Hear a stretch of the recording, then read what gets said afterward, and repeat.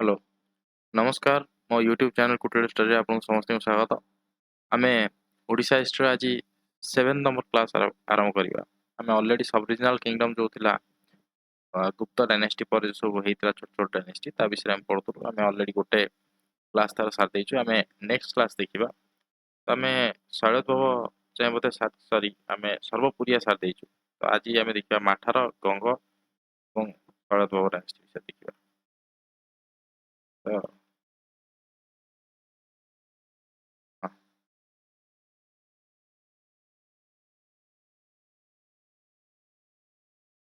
हाँ। माठा डायनेस्टी में जो देखिबा they are rule in Andhra Pradesh related to the Ikshvaku dynasty ये आंध्र प्रदेश रो इक्ष्वाक डायनेस्टी ये आंध्र प्रदेश ओरिजिन नथिले ये आंकर रिलेट करथले कोन इक्ष्वाक डायनेस्टी सहित रिलेट करथले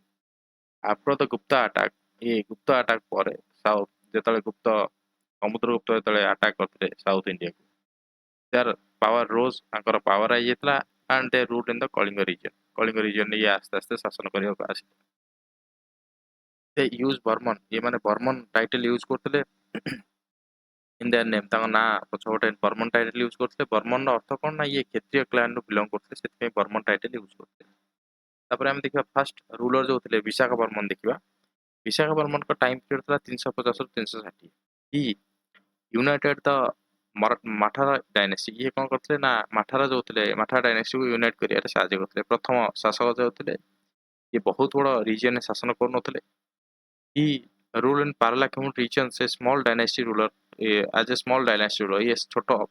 शासक हिसाब रे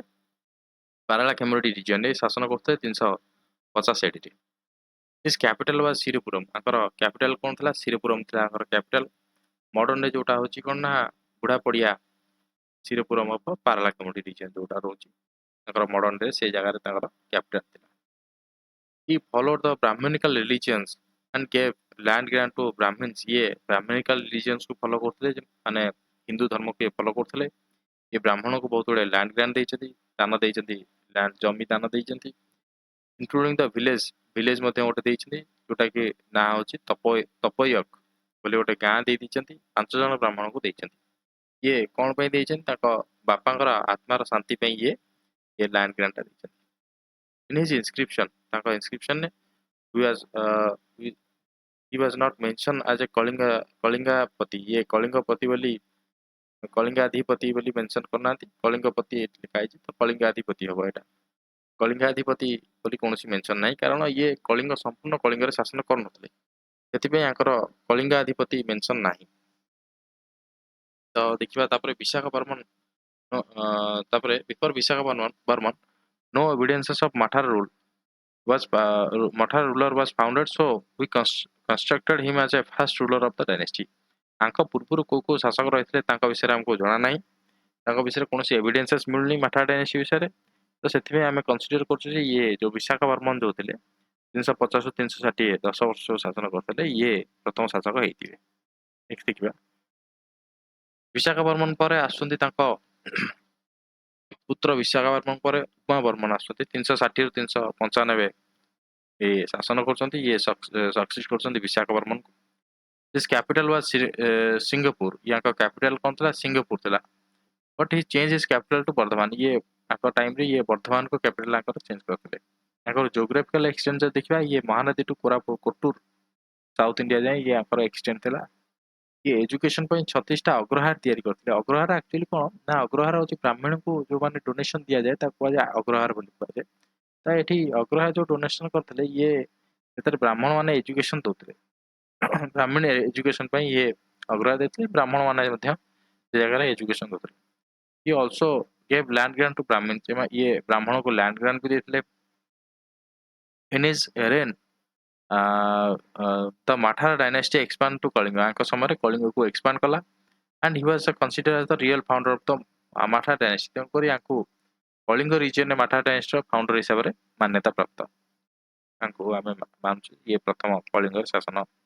आरंभ करते देखिए शंकर बर्मन जो थे टाइम पीरियड था 5 वर्ष 395 ରୁ 400 एडी जाए time period he succeeded his brother Uma Barman ये उमा बर्मन थे भाई पर ये शासन करते he build a marital relationship with Vishakha dynasty sir यहाँ वैशिष्ट हाँ ठीक अच्छे वैशिष्ट डायनेस्टी अच्छी तो वैशिष्ट डायनेस्टी सहित ये आंकर मैरिटल रिलेशन थिला in his reign he captured Devarashtra ये देवराष्ट्र मध्य आंकर समय कैप्चर करथिले तापर देखिबा शक्तिवर्मन तृतीय शासक थिले ये शंकर वर्मन पुत्र थिले पूर्व शासक थिले तो son of Shankar Varman change his capital from the Simhapura to Pishtapura ये पिष्टपुर को साउथ इंडिया को आंकर कैपिटल नहीं गले जियोग्राफी देखिबा जियोग्राफिकल एक्सचेंज देखिबा ताले ये एक्सटेंड करथिले कलिंग कृष्णा रिवर कलिंगरू कृष्णा रिवर जाए आंकर साउथ रे एक्सपांड थिला आंकर डायनेस्टी एक्सपांड थिला according to Niniguda copper plate inscription हिसाब रे he ruled from Mahanadi river to Krishna river south रे ये महानदी रू कृष्णा जाए शासन करथिले ये तृतीय शासक थिले शक्तिवर्मन तापरे आसुंदी अनंत शक्तिवर्मन जो थिले ये शक्तिवर्मन का पुत्र थिले ये कैपिटल मध्य पिष्टपुर सीमापुर शिफ्ट कले प्रथमे तांको बापा सीमापुर पिष्टपुर शिफ्ट कले ये पिष्टपुर सीमापुर पुणी शिफ्ट करदे कहीं ना ये गोटे युद्ध करथिले महादेव बर्मन विष्णुकुंडीर शासक जो थे साउथ रे आंध्र देश रे तो आंध्र देश विष्णुकुंडी सहित आंकर गोटे युद्ध होता ये हारी जाते तेणुक पिष्टपुर जो महादेव बर्मन जो थे विष्णुकुंडी शासक आपको बाहर करदे तेणुक ये पुणी सिंहपुर को आसिक निजर शासन चलते he kept land grant to Brahmins ये ब्राह्मण को बहुत गुड़े लैंड ग्रांट देपर देखा प्रभंजन वर्मन प्रभंजन वर्मन आसते ये शक्ति वर्मन को पुत्र थे ये आंकर भाई थे अनंत वर्मन पर ये प्रभंजन वर्मन थे ये प्रभंजन वर्मन को विषय देखा आम ये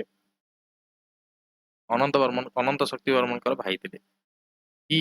इज नेनिगुड़ा कपर प्लेट आमर नेनिगुड़ा कपर प्लेट होची आंकर सोर्सेस हिसाब रे यूज होची he mention the father of grandfather अच्छा ये कौन करछन ना शक्ति वर्मन का विषय मेंशन करछंती तांको जेजेबापा का विषय उमा वर्मन का विषय मेंशन करछंती किंतु ये जो अनंत शक्ति वर्मन जो अछंती आंको विषय कोनोसी मेंशन करि नाथि काहे कि ना बोध हुए आंको भितरे टिके कॉन्फ्लिक्ट हो निज भाई भाई भितरे भलो रिलेशन नथियो तो सेति पई भाई को विषय कोनोसी मेंशन नाही बिकॉज ऑफ विष्णु कुंडी अटैक जेतले अच्छा ये depicted his this depicted not ठीक है बिकॉज ऑफ विष्णु कुंडी अटैक अनंत शक्ति वर्मन द टू अच्छा ये विष्णु कुंडी अटैक पर कोन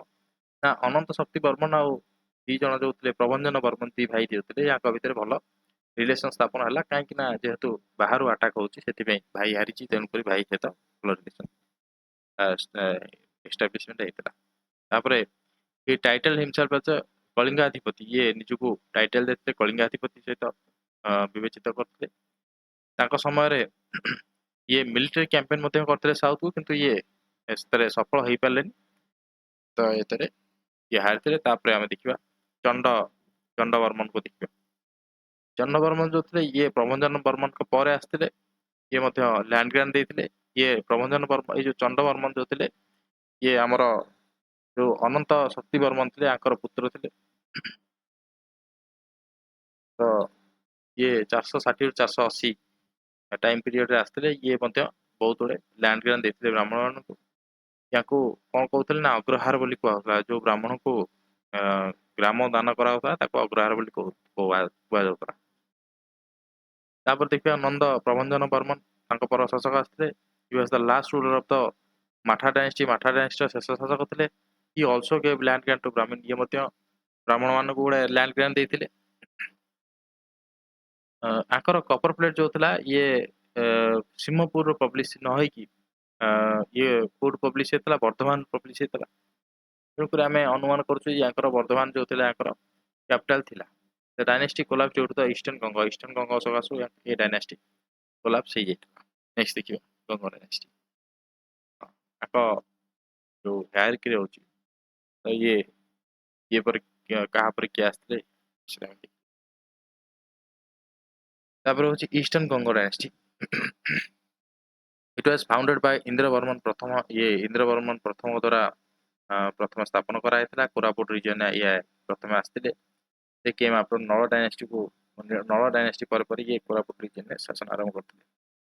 इंद्रवर्मन होते प्रथम शासक he was the founder of the eastern Ganga dynasty He ruled during the period of 498 AD, ये पाखापाखि 498 AD रे ये शासन करथिले। He had a title of he held a title of त्रिकलिंगाधिपति, ये टाइटल निजको होल्ड करथिले जे त्रिकलिंगाधिपति, ये तीनटा कलिंगर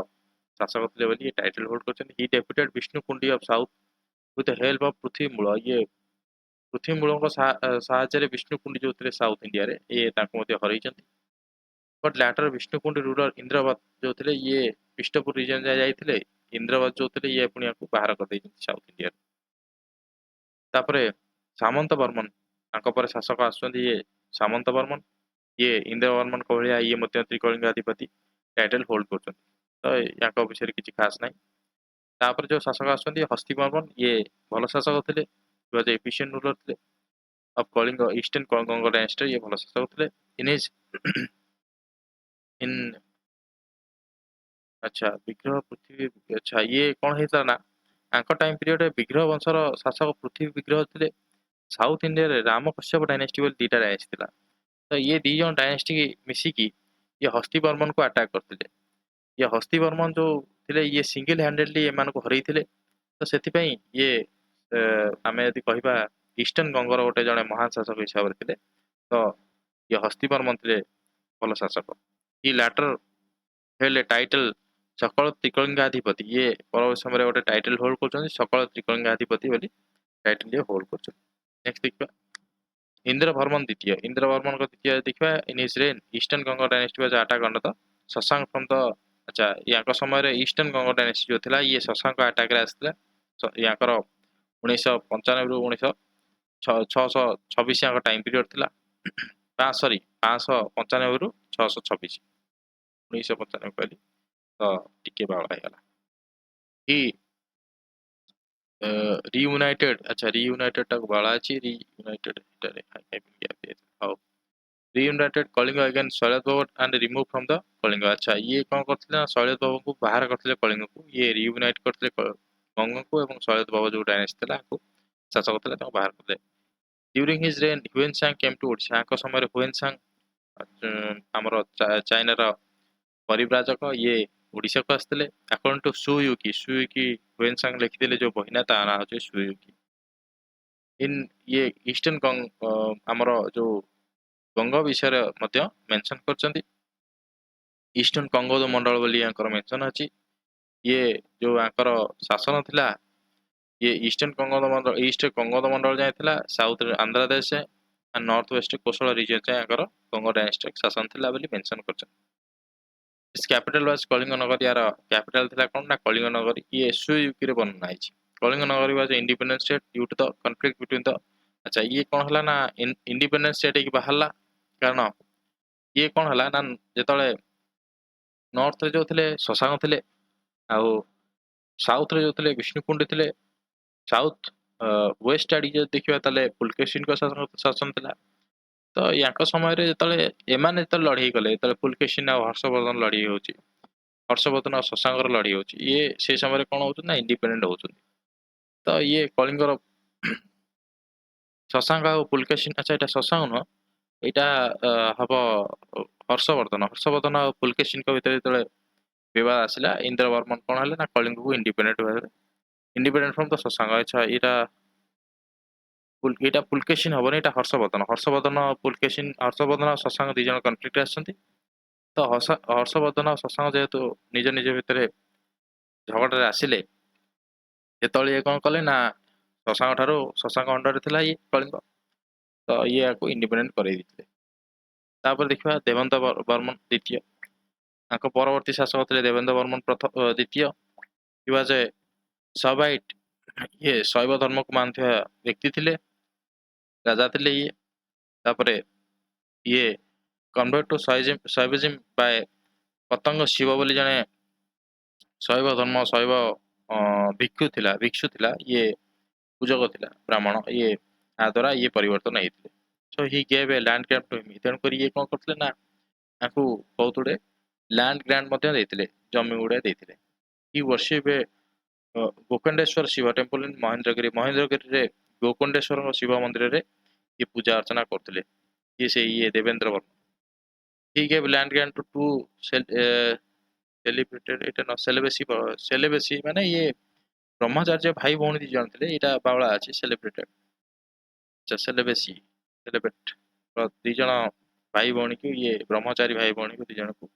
लैंड ग्रांट देथिले एटा आपण देखिदेबे सेलिबेसी तापर देखिबा अनंत वर्मन टू देवेंद्र वर्मन अनंत वर्मन बहुत गुड़े शासक रहउछन तापर आमे बहुत गुड़े शासक को देखिबा पूर्व आमे लास्ट जो थिले एते से माने कंटीन्यूअसली शासन करथले तेन करी आमे देखुछु कोन अनंत वर्मन टू देवेंद्र वर्मन जो थिले ताकर गोटे हमर पैराग्राफ रे रहि जाउछि तो आमे देखिबा कोन ना प्रथमे जो थिले वज्रहस्त तृतीय थिले वज्रहस्त तृतीय परठू अ, ये आमे सॉरी ये अनंत वर्मन ठू देवेंद्र वर्मन जो थे ये गोटे पर गोटे शासन कर आमे देखुଛୁ कौन ना वज्रहस्त तृतीय ठू वज्रहस्त पंचम जाए शासन देखुଛୁ वज्रहस्त तृतीय जो थे ये शासन करते 939 रु 900 एटा बावला आइछि 932 रु 939 हबो याकर ये आंको ग्रैंडफादर जो थे ये जेजे बापा जो थे देवेंद्र वर्मन को सक्सीड करते कारण आंको बापा विषय रे आंको बापा शासन कर नथिले out of his three son आंकर तीन पुओ जो थे गुण गुण रूल विथ हिम साइमल्टेनियसली आंक सहित कौन थे आंकर तीन जन पुओ थे जो वज्रहस्त तृतीय थे आंकर तीन जन पुओ थे गुणवर्मन थे सहित बड़ पुओ तो गुणवर्मन कौन करते सहित शासन करते आउ गोटे पुओ थे कौन कामारनव जो थे ये सहित पर शासन करते दी जन बरा वज्रहस्त और गुण जो थे ये दी जन जाक कौन करते एकाठी शासन करते तीनटा पुओ थिला तीनटा पुओ गोटे पुओ सहित शासन कला आउ दी जन पुओ जो थे ये गोटे पर गोटे शासन कले तापर आसते कामारनव ये 942 रु 977 जाए शासन करते तृतीय पुओ जो थे विनयादित्य ये 977 रु 980 जाए शासन करते विनयादित्य जो थे ये धवलेश्वर टेम्पल तैयारी करते धवलेश्वर टेम्पल तैयारी करते कौन धवलेश्वर टेम्पल रे ये सब मूर्ति तैयारी करते तो during the period of Nandavarman Bhaumakara power परवर्ती शासक जो आसुचंती हमर नंदवर्मन आसुन शेष शासक आड़ी आम जा तांका समय भूमकर शक्ति बढ़िया को लगिला ये तोशाली रे जो थे शैलेश बाबू थे तोशाली रे माने नॉर्थ ओडिशा रे थे तो नॉर्थ ओडिशा रे जो शैलेश बाबू डायनेस्टी था सहित कन्फ्लिक्ट आसते किए भूमकर डायनेस्टी आसते तो ये कौन करते ना ये अनंत वर्मन जो थे अच्छा अनंत वर्मन पर आसुंदी ये अनंत वर्मन समय सॉरी नंद वर्मन समय ये कौन करते ना प्रोटेक्शन देते नंद वर्मन जो थे प्रोटेक्शन देते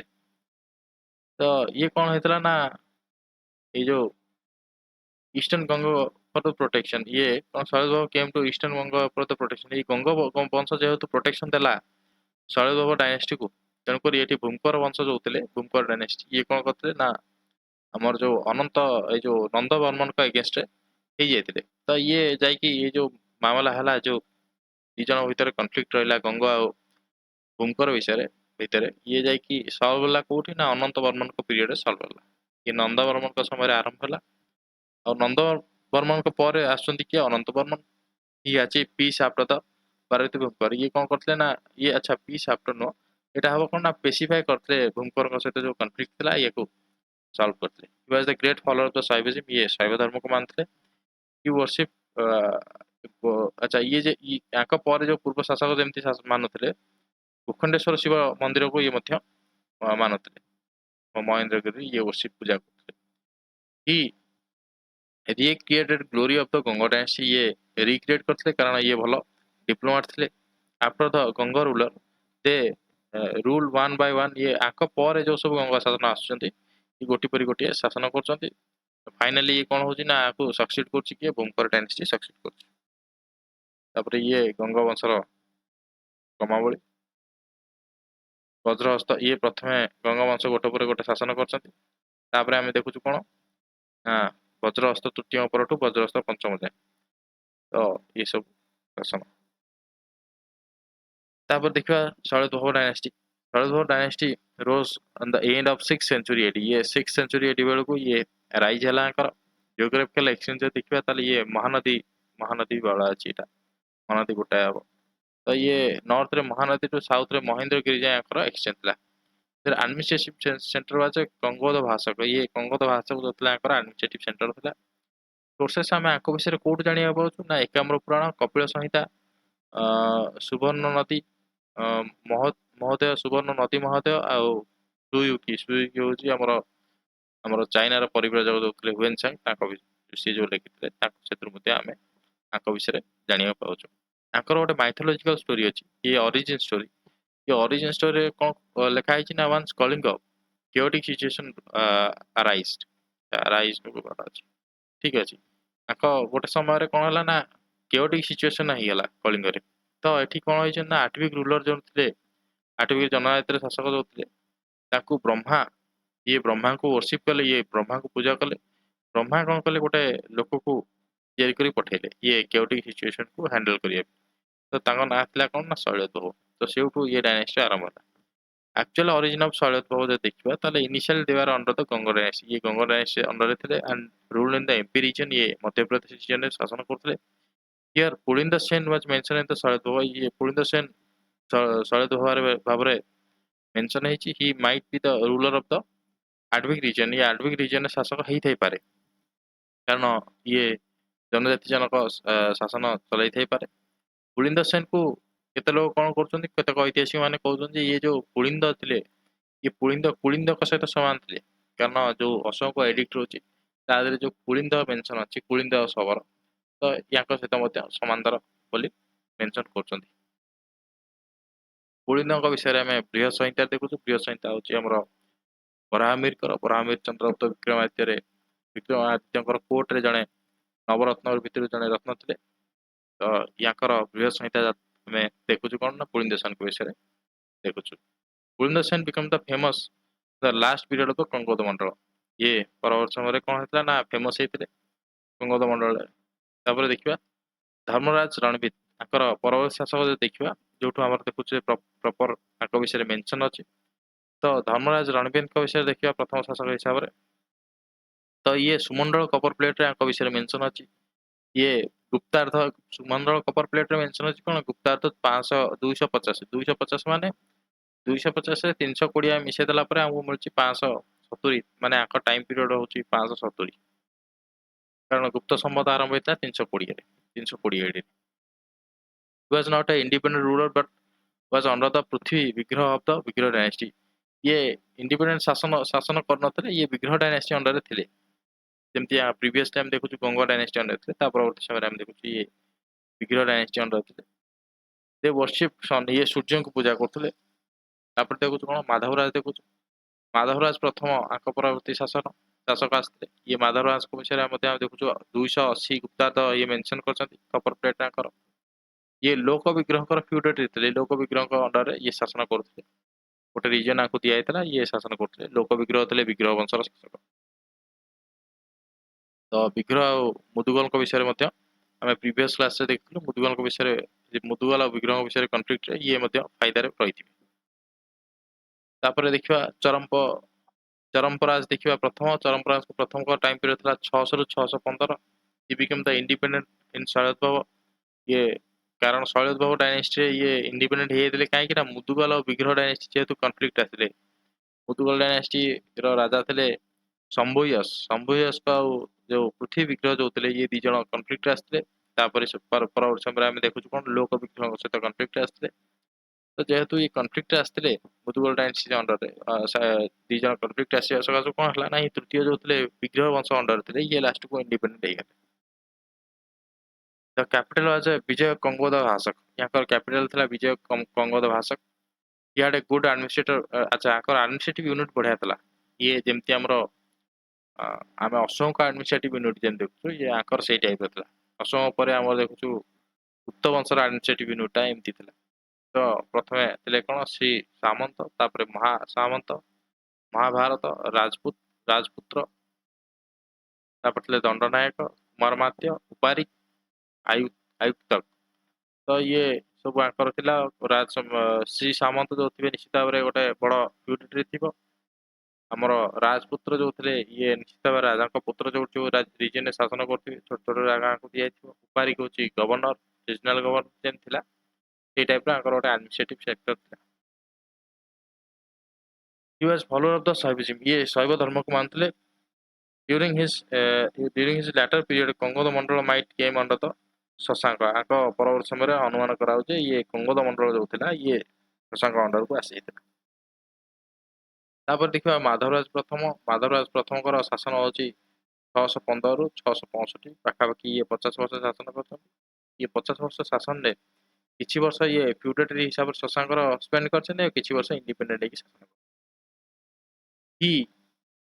ହେଲ୍ଡ ଟାଇଟଲ ଶଶାଙ୍କ ସକଳ କଳିଙ୍ଗାଧିପତି। ଇଏ ଯୋଉ ଟାଇଟଲ ହୋଲ୍ଡ କରିଥିଲେ ଇଏ ହଉଛି ସକଳ କଳିଙ୍ଗାଧିପତି, ମାନେ ସମ୍ପୂର୍ଣ୍ଣ କଳିଙ୍ଗର ରାଜା ବୋଲି ଏ ଟାଇଟଲ ହୋଲ୍ଡ କରିଥିଲେ। During his period, Ganga and Chalukyas confederated against it. अच्छा, conflicted against him। अच्छा, ଦି ଜଣ କଣ କରିଥିଲେ ନା ଗଙ୍ଗ ଆଉ ଚାଲୁକ୍ୟ କଣ କରିଥିଲେ ନା ଇଏ ଦି ଜଣ ମିଶିକି ଗୋଟେ କନଫେଡେରେସନ ତିଆରି କରିଥିଲେ। କାହା ଏଗେନଷ୍ଟ? ମାଧବ ରାଜଙ୍କ ସମୟରେ ଏ ଦି ଜଣ କଣ ଥିଲେ, ଦି ଜଣ ମିଶିକି ଆଙ୍କ ଏଗେନଷ୍ଟ ଗୋଟେ କନଫେଡେରେସନ ତିଆରି ହେଇଥିଲା, ଆଙ୍କୁ ଆଟାକ କରିଥିଲେ। ଇଏ ସେଥିପାଇଁ ଆଟାକ କରିବା ଯୋଗୁଁ ଇଏ ଗଙ୍ଗଙ୍କର ଡୋମିନେସନକୁ ମାନି ଯାଇଥିଲେ। In 625 he became the famous as Madhav Barman. ଇଏ 625 ଏଡିରେ ଇଏ ଫେମସ ହେଇଥିଲେ ମାଧବ ବର୍ମନ ନାମରେ ନାମିତ ହେଇଥିଲେ। In the Harsh and Pulakeshin war, ଇଏ ହର୍ଷ ଆଉ ପୁଲକେଶିନ ଯେତେବେଳେ ଯୁଦ୍ଧ କଲେ ଦି ଜଣ ଭିତରେ ଯେତେବେଳେ କନଫ୍ଲିକ୍ଟରେ ଆସିଲେ, ସେତେବେଳେ ଇଏ କଣ କଲେ ନା ସାଇଲେନ୍ସ ହେଇକି ରହିଗଲେ। ତେଣୁକରି ଏଠି ପୁଲକେଶିନ ଯୋଉ ଥିଲେ ସାଉଥ ଇଣ୍ଡିଆର, ଇଏ କିଛି ଆଘାତ କରିନଥିଲେ। ଇଏ ଏଠି ପୁଲକେଶିନ ମଧ୍ୟ ଆଙ୍କ ଏଗେନଷ୍ଟରେ ଯାଇନଥିଲେ। After the death of Harshavardhana he became the independent. ଆଚ୍ଛା, ଏଠି ହର୍ଷବର୍ଦ୍ଧନଙ୍କ ପରେ ଇଏ 647 ଏଡିରେ ହର୍ଷବର୍ଦ୍ଧନଙ୍କ ମୁକ୍ତି ହେଇଗଲା, ଇଏ ଇଣ୍ଡିପେଣ୍ଡେଣ୍ଟ ହେଇଗଲେ। ତାପରେ ଯୋଉ ହେଇଛି କଣ ମେନସନ ନାହିଁ। ମାଧବରାଜ ଦ୍ୱିତୀୟ ଯୋଉ ତାପରେ ଆସିଥିଲେ କିଏ? ମାଧବରାଜ ଦ୍ୱିତୀୟ। ତାଙ୍କ ପରେ ତାଙ୍କ ସକ୍ସେସର ଥିଲେ ମାଧବରାଜ ଦ୍ୱିତୀୟଙ୍କ ଟାଇମ ପିରିୟଡ ଥିଲା 665 ରୁ 695। ତ ହି ୱାଜ ତାନ୍ତ୍ରିକ ପର୍ସନ, ଇଏ ତନ୍ତ୍ର ସାଧନା କରୁଥିଲେ। ଇଆଡେ ଗୁଡ ଫିଜିକ୍, ୟାଙ୍କର ବଢିଆ ଫିଜିକ୍ ଥିଲା। ଇଏ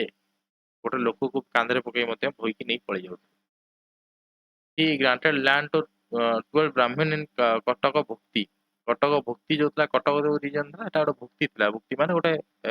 ରିଜନ, ଯେମିତି ଆମେ କହୁଛୁ ରିଜନ ଗଭର୍ଣ୍ଣର ଯେମିତି କହୁଛୁ, ପାରିକ ଗୋଟେ ଭୁକ୍ତିର ହଉଛି ଗୋଟେ ରିଜିୟନ। ଯେମିତି ଆମେ ଓଡିଶା କହୁଛୁ ସେମିତି ଗୋଟେ ଭୁକ୍ତି। ତ ଇଏ କଟକ ଭୁକ୍ତିରେ 12 ଜଣ ବ୍ରାହ୍ମଣଙ୍କୁ ଲ୍ୟାଣ୍ଡ ଗ୍ରାଣ୍ଟ ଦେଇଥିଲେ। ଇ ଅଲସୋ ପରଫର୍ମ ରାଜେ ଅଶ୍ୱମେଧ ଯଜ୍ଞ અને ବାଜପେୟୀ ଯଜ୍ଞ। ଇଏ ମଧ୍ୟ ଅଶ୍ୱମେଧ ଏବଂ ବାଜପେୟୀ ଯଜ୍ଞ କରିଥିଲେ। ଅଶ୍ୱମେଧ ମାନେ ଘୋଡାକୁ ମାରିକି ଯୋଉ ଯଜ୍ଞଟା କରାଯାଏ ଏଟା ଅଶ୍ୱମେଧ କହନ୍ତି। ବାଜପେୟୀ ଯଜ୍ଞ ଖାସ କରିକି ଏଣ୍ଟରଟେନମେଣ୍ଟ ପାଇଁ ଯୋଉ ଯଜ୍ଞ କରାଯାଏ, ଲୋକଙ୍କୁ ମୁଷ୍ଟି ଯୁଦ୍ଧ ହଉ ମଲ୍ଲ ଯୁଦ୍ଧ ହଉ ଏଇସବୁ ଜିନିଷ ପାଇଁ କରାଯାଏ, ଏଇସବୁ ଜିନିଷ କରାଯାଏ, ତାକୁ କହନ୍ତି ବାଜପେୟୀ ଯଜ୍ଞ। ଏଇ ଦିଟା ଯଜ୍ଞ ଇଏ କରିଥିଲେ। ତାପରେ ଧର୍ମରାଜ ଦ୍ୱିତୀୟ ଯୋଉ ଥିଲେ ତାଙ୍କ ପରବର୍ତ୍ତୀ ଶାସକ ଆସିଥିଲେ। ତାଙ୍କ ସମୟ ଯୋଉ ଥିଲା ଇଏ 695 ରୁ 725 30 ବର୍ଷ ଶାସନ କରିଥିଲେ। ହି କେମ୍ into the conflict with his younger brother. ଇଏ ଆଙ୍କର ଯୋଉ ସାନ ଭାଇ ଥିଲା, ଇଏ ସାନ ଭାଇ କଣ କରିଥିଲା ନା ଯୋଉ ଇଏ ସାନ ଭାଇ ଥିଲା ୟାଙ୍କ ପରେ, ତାଙ୍କ ପିତା ଯୋଉ ଥିଲେ ୟାଙ୍କ ପରେ ଇଏ ଶାସନ ଗଦିରେ ବସି ପଡିଥିଲା। ଇଏ ଧର୍ମରାଜ ଦ୍ୱିତୀୟ ଯୋଉ ଥିଲେ ଇଏ ବସି ପାଇଲେନି। ତେଣୁକରି ଇଏ କିଛି ଲୋକଙ୍କୁ ନେଇକି, ଖାସ କରି ଯୋଉ ଭଲ ଅଧିକାରୀ ଥିଲେ ତାଙ୍କୁ ନେଇକି, ଆଉ ଯୋଉ ଆମର ଫ୍ୟୁଡେଟରୀ ଥିଲେ, ଯୋଉ ଫ୍ୟୁଡାଲ ଲର୍ଡସ ଥିଲେ ତାଙ୍କୁ ମଧ୍ୟ ମିଶେଇକି ଇଏ କଣ କଲେ ନା ତାଙ୍କୁ ଗାଦିଚ୍ୟୁତ କରିଥିଲେ ସାନ ଭାଇକି। ଇଏ ସାନ ଭାଇ ଯୋଉ ଥିଲେ ଇଏ ତୀବ୍ର ଦେବବ୍ତ କୁଶଳ। ୟାଙ୍କ ସହିତ ଯାଇକି କଥାବାର୍ତ୍ତା ହେଲେ, ମିଶିକି ଇଏ କଣ କଲେ ନା କଳିଙ୍ଗକୁ ଆଟାକ କଲେ। କିନ୍ତୁ ଏ ଦି ଜଣ ଯାକ ହାରିଛନ୍ତି। ହାରିଲା ପରେ ଧର୍ମରାଜ ଯୋଉ ଦ୍ୱିତୀୟ ଥିଲେ ଇଏ ଶାସନ କଲେ। He constructed many city in Kalinga, build road and. ଆଚ୍ଛା, ଇଏ ବହୁତ ଗୁଡେ ସିଟି ତିଆରି କରିଥିଲେ। ଇଏ ଗୋଟେ ରୋଡ ମଧ୍ୟ ତିଆରି କରିଥିଲେ। ଆଉ କଣ କୁହାଯାଏ, ଧର୍ମରାଜ କଳିଙ୍ଗ ରୋଡ ବୋଲି ଗୋଟେ ରୋଡ ମଧ୍ୟ ତିଆରି କରିଥିଲେ। He had a good interest in the religions, philosophy and he arranged many yajna। ଇଏ ଆଙ୍କର ରିଲିଜିୟନ୍ସ ଆଉ ଫିଲୋସଫି ସହିତ ଭଲ ସମ୍ପର୍କ ଥିଲା। ଇଏ ସବୁ ଧର୍ମକୁ ମାନୁଥିଲେ। ଇଏ ସର୍ବ ଧର୍ମକୁ ମଧ୍ୟ ଆକ୍ସେପ୍ଟାନ୍ସ ଆଙ୍କର ଦେଖିବାକୁ ମିଳୁଛି। ଇଏ ଆଙ୍କ ସମୟରେ ରିଲିଜିୟସ୍ ଟଲରେନ୍ସ ମଧ୍ୟ ଦେଖିବାକୁ ମିଳୁଛି। ତ ଇଏ ଅ, ଆମର ବହୁତ ଗୁଡେ ଯଜ୍ଞ ଯୋଉ ଥିଲା ଇଏ ଆରେଞ୍ଜ କରିଥିଲେ। ହିଜ କୁଇନ କଲ୍ୟାଣୀ ଦେବୀ ଗ୍ରାଣ୍ଟେଡ ଏ ଲ୍ୟାଣ୍ଡ ଟୁ ଜୈନ ମଙ୍କ ପ୍ରବୋଧ ଚନ୍ଦ୍ର। ଇଏ ପ୍ରବୋଧ ଚନ୍ଦ୍ର ବୋଲି ଜଣେ ଜୈନ ସାଧୁ ଥିଲେ। ତ ତାଙ୍କୁ କଣ କରିଥିଲେ ନା କଲ୍ୟାଣୀ ଦେବୀ ବୋଲି ଯୋଉ ଆଙ୍କର ରାଣୀ ଥିଲେ ଇଏ ଗୋଟେ ଲ୍ୟାଣ୍ଡ ଗ୍ରାଣ୍ଟ ଦେଇଥିଲେ। he was a rule as a he was a ruler of a religious tolerance। अच्छा, ये ଗୋଟେ religious tolerance ruler ଥିଲେ। ତାପରେ ଦେଖିବା downfall of ଶୈଳଦ୍ୱ dynasty। downfall କେମିତି ହେଲା ନା in 773 ଭୂଙ୍କ remove the ଶୈଳଦ୍ୱ dynasty। ଶୈଳଦ୍ୱ dynasty କୁ remove କରିଥିଲା, କାରଣ ଗଙ୍ଗ ବଂଶ ସମୟରେ ମଧ୍ୟ ଆମେ ଗଙ୍ଗାଙ୍କୁ ଶରଣ ଦେଇଥିଲେ, ତ ଶୈଳଦ୍ୱ dynasty କୁ ଭୂଙ୍କ dynasty ମଧ୍ୟ ତଳେ ଭୂଙ୍କ dynasty attack କରିଥିଲା। ତେଣୁକରି ଏଠି ଗଙ୍ଗ ବଂଶ କଣ କରିଥିଲେ ନା ଆକୁ ସହାୟତା କରିଥିଲେ। ତ ପରବର୍ତ୍ତୀ ସମୟରେ ଆମେ ଦେଖିବାକୁ ମିଳୁଛି ଭୂଙ୍କର ଶାସକ ଯୋଉ ଥିଲେ ଇଏ ଶୈଳଦ୍ୱ ଡାଇନେଷ୍ଟିକୁ ସମ୍ପୂର୍ଣ୍ଣ ଭାବରେ କନକର କରିଥିଲେ। ଲାଟର ରୁଲର ପରବର୍ତ୍ତୀ ଶାସକ ଯଦି ଦେଖିବା ତାହେଲେ ଅଳ୍ପରାଜ ଯୋଉ ଥିଲେ ତାଙ୍କ ପରବର୍ତ୍ତୀ ଶାସକ ଥିଲେ। Rule under the domination of Ganga dynasty under ଡୋମିନେସନରେ ଶାସନ କରୁଥିଲେ ଇଏ। ତାପରେ ଶାସକ ଆସିଥିଲେ ଇଏ ଥିଲେ ତୈଲବ ତୈଲବ ବୋଲି ଜଣେ ଶାସକ ଆସିଥିଲେ। ଇଏ ତାଙ୍କ ଟାଇମ ପିରିୟଡ ବହୁତ ବଡ ପିରିୟଡରେ ଶାସନ କରିନାହାନ୍ତି। ତାପରେ ଆଉ ଜଣେ ମଧ୍ୟ ଶାସକ ଆସିଥିଲେ। ଇଏ ଯୋଉ ଶାସକ ଆସିଥିଲେ ୟାଙ୍କ ସମୟରେ କିଛି ଖାସ ଆମର ମେନସନ ନାହିଁ। ତୈଲବ ଯୋଉ ଥିଲେ ଇଏ କମ ଏଜରେ ଚାଲିଗଲେ, ତେଣୁକରି ଇଏ ଯୁବରାଜ ଇଏ ପ୍ରିନ୍ସ ଥିଲେ ଇଏ ମରିଗଲେ। ତ ହଁ ତାଙ୍କର ଟାଇମ ପିରିୟଡ ଦେଖନ୍ତୁ। ତ ଏଇ ଶୈଳଦ୍ୱ ପ୍ରଥମେ, ତାପରେ ଧର୍ମରାଜ ରଣବୀର, ତାପରେ ସବୁ ଯୋଉ ଯୋଉ ଶାସକ ଆସିଥିଲେ। ଶେଷରେ ହଉଛି ମାଧବରାଜ ତୃତୀୟ, ତୈଳବ ଆସିଥିଲେ। ତାପରେ ଆଉ ଜଣେ ଶାସକ ଆସିଥିଲେ ମାଧବରାଜ ତୃତୀୟ। ଆଉ କିଛି ନାହିଁ, ଏଠୁ ସରିଗଲା ଇଏ ସବରିଜିନାଲ କିଙ୍ଗଡମ ଯୋଉ ଅଛି ଇଏ ସମ୍ପୂର୍ଣ୍ଣ ସରିଗଲା। ତାପରେ ଯୋଉଟା ଆମେ ଆରମ୍ଭ କରିବା ଏଇଟା ହଉଛି ଭୂମକର ବଂଶ, ଭୂମକର ଡାଇନେଷ୍ଟି ବିଷୟରେ ଆମେ ପଢିବା। ଠିକ ଅଛି।